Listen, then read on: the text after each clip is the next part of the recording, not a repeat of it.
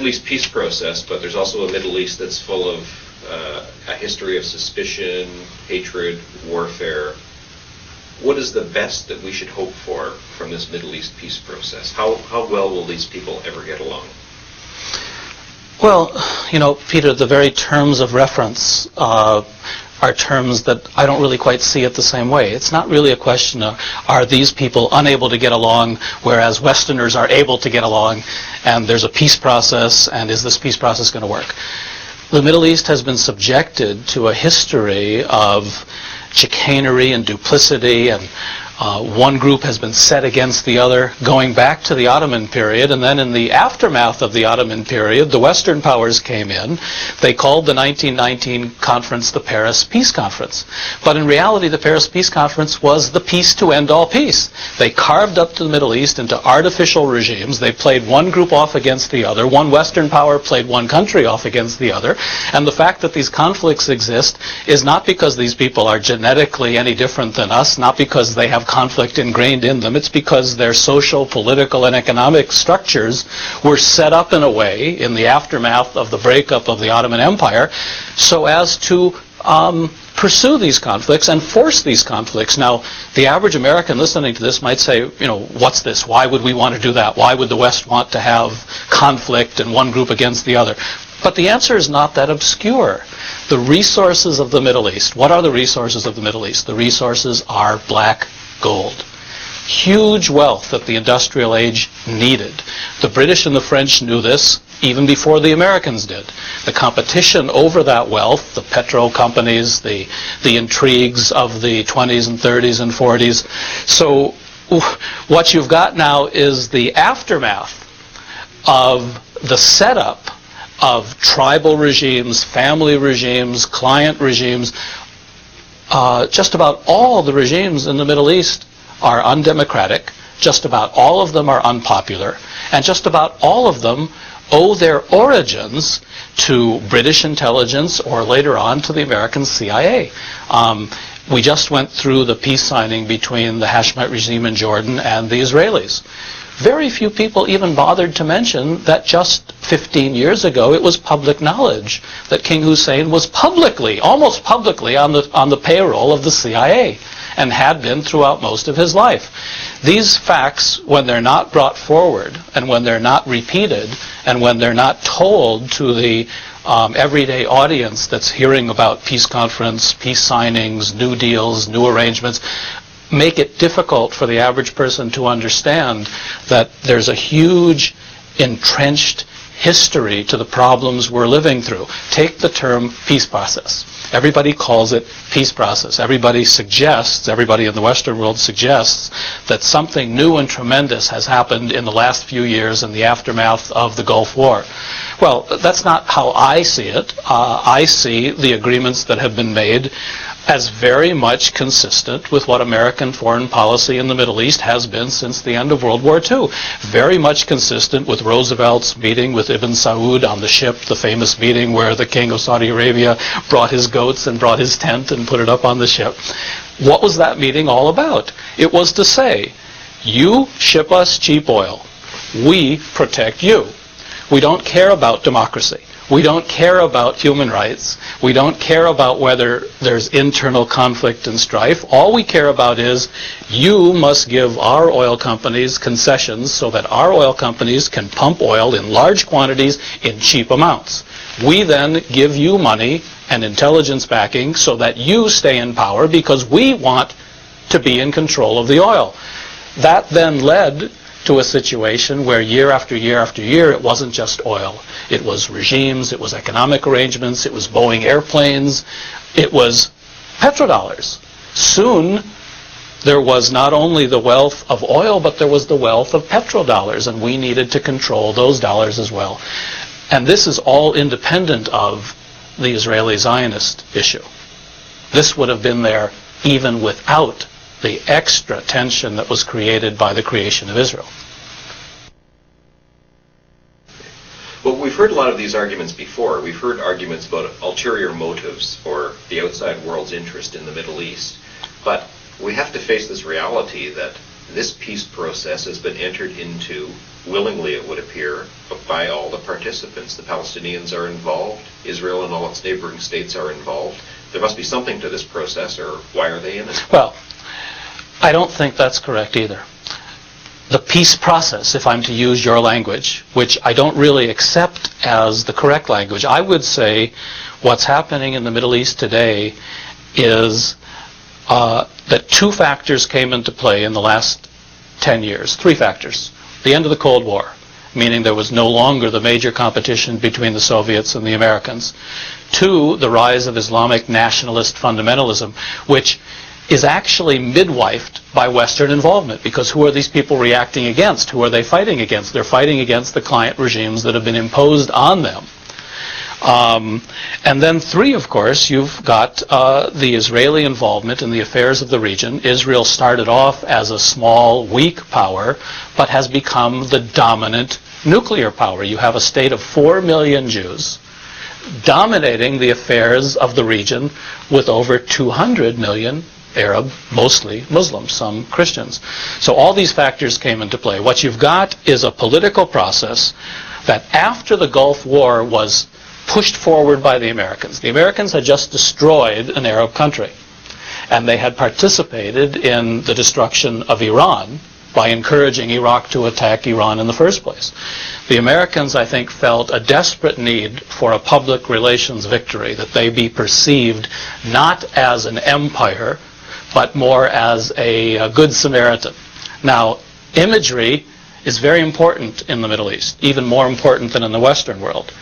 And that imagery of going to Madrid, creating a peace process, was very important, I think, to the Bush administration. Now, the Israelis had been in favor of this kind of thing all along. Shamir gave the impression that he was kicked and dragged and screaming and hollering. Shamir wanted, as all Israelis have wanted, to sit at a table with the Arab states and be accepted. It was a form of legitimacy even before there were any signed agreements.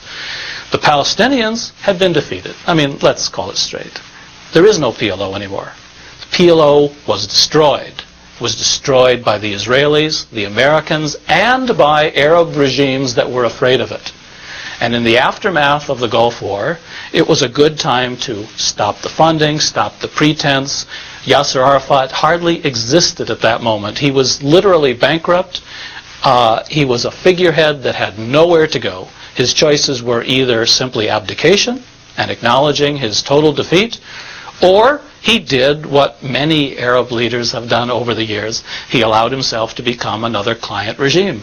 He was bought by his enemies, who said to him essentially the following: you're not going to get a state. You're not going to get what you've been fighting for. Your people are vanquished.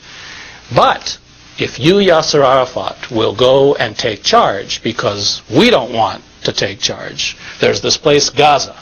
1 million Palestinians living in poverty, turning into Hamas terrorists. We've had our fill of it. I've heard the Israelis since the 70s talk about the Gaza First option. And the impression is given that the Israeli Labor Party turned over some big new leaf and all of a sudden decided to recognize the legitimate rights of the Palestinian people. That's all nonsense.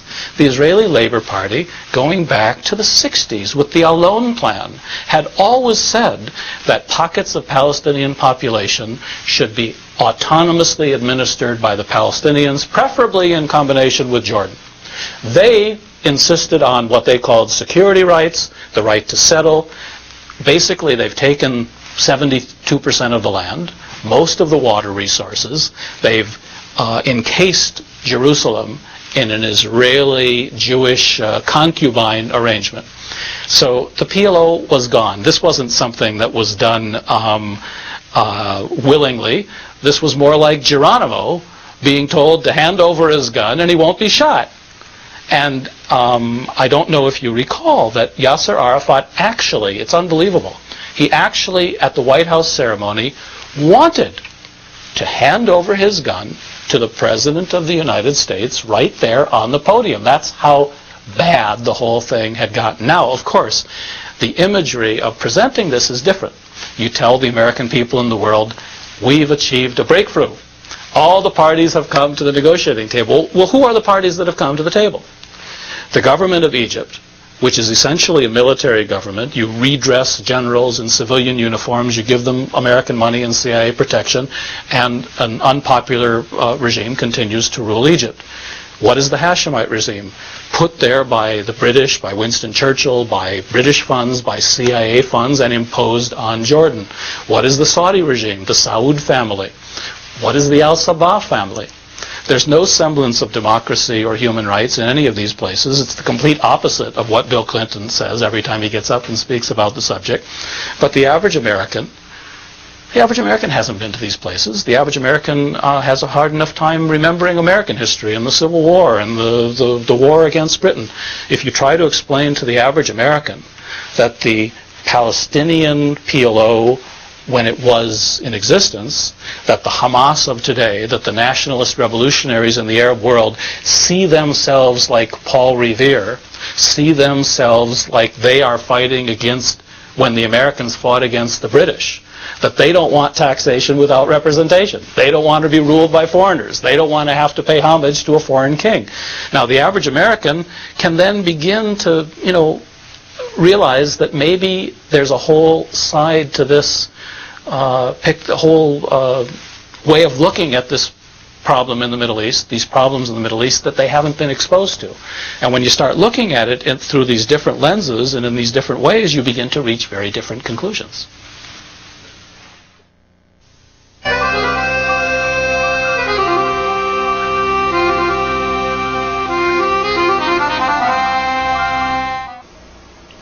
And now, this week's quote of the week. This week, a rather unusual quote. Howard Kurtz from Newsweek and the Washington Post. Quote, "What the Windows Blitz reminds us above all is that we live in an ad-saturated culture in which the art of salesmanship has reached undreamed of heights. Anything, a corporate merger, a basketball shoe, a contract with America, can be packaged and peddled the way Rush Limbaugh sells that stuffed crust stuff from Pizza Hut.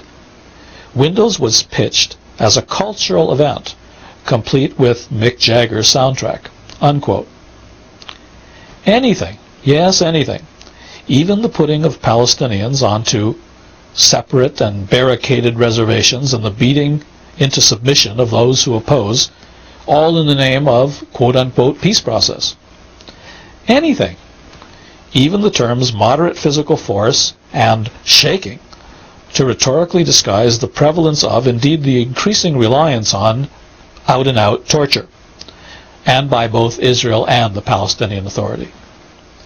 Anything, even the promotion of Israel, of Jerusalem as the city of peace, when in fact the Israelis are working furiously to make sure it never will be.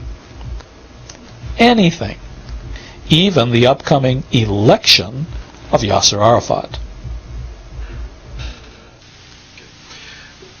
One of the things that many Americans would say they understand about the Middle East is that there's a threat there, something that worries them a lot. And this is the phenomenon that's understood in the Western press as Muslim fundamentalism. Tell me what you think are the consequences of what appears to be an increase in support for so-called Muslim fundamentalists, what they'll do to this peace process, as illegitimate and as ill-conceived as it might be, and how the people who are now supporting the fundamentalist leaders could be perhaps persuaded or inclined away from them. Well, I'm a secular person myself, and a Jewish person by background, origin, intellect, existential identity. I don't know too many fundamentalists on a personal level, but I've been to the region, as you well know, 150 times in the last 20 years, and I've met many of them in passing. I have always been quite impressed with their dignity, with their thoughtfulness, with their articulation of their grievances. If we stay away from theological issues where I don't happen to share, but then again, I don't share much with Jerry Falwell and the Christian fundamentalists in the United States either. So I don't find the Islamic fundamentalist movement frightening in itself. But on the other hand, I consider the fundamentalist movement to have been midwifed by American and European imperialism, if you want to use the old term. If you beat a people long enough, if you trick them enough times, if you have them enough times, if you, I use the word have because when I got to Cairo just a few weeks ago, upper-class Egyptian woman, very well educated, her first comment on the phone before inviting me over for caviar and champagne was to say, "We've all been had, haven't we, Mark?" They know they've been had. They know that their regimes have been imposed. They know that their governments have been infiltrated. They know that the West dominates their economy. They know it's easier to fly to New York and Washington and London than it is from one Arab capital to the next. They know that development in their region has been squashed because the petrodollars have gone to American and Western banks, not into investment and building up their own societies. Now, if you know these things, and you're a proud Arab and a proud Muslim, then you do the same thing that anybody does. You speak up. You fight. You demand your independence. You demand your rights. Now, for the West to be entering a conflict with Islamic fundamentalism at this time in history is terribly dangerous. It seems that the West desires an external enemy. Maybe it's the old Eisenhower military-industrial complex warning that the military-industrial complex feels a need to define an enemy because it wants the resources of our own societies to be put into building more planes, building more intelligence services, giving more money to the National Security Agency. Isn't it amazing that in the aftermath of the Cold War, when we fought the Soviet Empire, the major American national security institutions haven't been cut back very much. And in fact, Bill Clinton is arguing to increase the American defense budget. So Islamic fundamentalism, to me, is not a very dangerous or a very hard to understand movement. We've got Christian fundamentalism. Look at Jewish fundamentalism. Look at it this way. There's only one state in the Middle East that defines itself on a religious basis, and that, of course, Saudi Arabia is different, so maybe there's more than one state, but I was going to say that the Israelis in modern times brought the concept of religious nationalism to the Middle East and imposed it on the Middle East. Now, as a Jew who lost most of his ancestors in the Holocaust, I'm very aware why the Jewish people did that. And if I were alive and fighting at that time in history, I probably would have been helping Jewish refugees escape the ovens and the furnaces of Europe and found a country called Israel in a place called Palestine. I probably would have been doing that. But nevertheless, it wasn't the Muslim Middle East that destroyed the Jews of Europe. It was the Christian world that brought the Holocaust upon the Jews. And when those refugees left on boats to found Israel on the soil of Palestine, everybody called it Palestine then, there was no secret that it was Arab Palestine, who wouldn't let them in? It was the Americans and the European governments that wouldn't let the ships land and wouldn't let the refugees come and forced those refugees onto the Arabs. Now, the fact that the Arabs then fought against the foreign invaders, if you will, who, by the way, had always told them they were never going to set up a Jewish state. Ben-Gurion, the first prime minister of Israel, spent the 30s and the early 40s telling every Arab leader he could find, we have not come here to dominate you, we have not come here to set up a Jewish state, we want to live in peace, the Jewish people, the Arab people, in this country. That changed after World War II. The same duplicity and treachery that the Labour Party imposed on the region at that time, saying one thing and working for another thing, is what's happening today. The Israelis come forward and they say, we're going to make peace with the Palestinians. But then they impose a system of Middle East apartheid on the Palestinians, and then we all wonder, why are the Palestinians depressed? Why are they fighting? Why are they turning into Hamas revolutionaries? Why are they blowing people up? They're doing it for the same reasons that all people rebel against being forced into submission. And if I were a Palestinian today, unlike 1947, and I saw my people being pushed onto reservations, their land taken, stolen, all the lies, all the duplicity, all the press misrepresentations, and I didn't have a chance to come on TV, to make a CD-ROM, to write in the newspapers, my only option was to fight and die for my cause or my people, that's what you or I or many of us might be doing. And they're no more radical than any of us. We have different outlets for our energies and our passions. You're painting a very pessimistic picture of this, and I understand why you're doing it. Perhaps the most contentious issue to be discussed hasn't even been raised yet. This peace process expects to find a solution to the long problem of Jerusalem, jurisdiction over that city, access to its religious sites. And Jerusalem is more than just a place where people practice their religion. It's caught up in the nationalist aspirations of people as well. Can the peace process even address in a real way the issue of Jerusalem? Look, people don't like to go out on limbs and give yes and no answers because they could be proved wrong, and if you give a yes or no answer, you're easily quotable. So usually you get very convoluted answers that are very hard to understand. The answer is no, because the Israelis have already acted in ways that have made a fair and just resolution of the Jerusalem issue impossible. Now, what do I mean by fair and just? Jerusalem, at the time of the 67 war, was a dual city. It had about an equal population division. There was a Jewish Jerusalem, there was an Arab Jerusalem. There still is an Arab Jerusalem, but it's been turned into more a ghetto. It's more like Harlem in New York now. Nice people don't go there if they don't have to. And the police don't even like to go there. The Israelis have built settlements all around Jerusalem. They have starved the Palestinians, refused to give them work permits, refused to give them building permits, refused to let them develop their own society.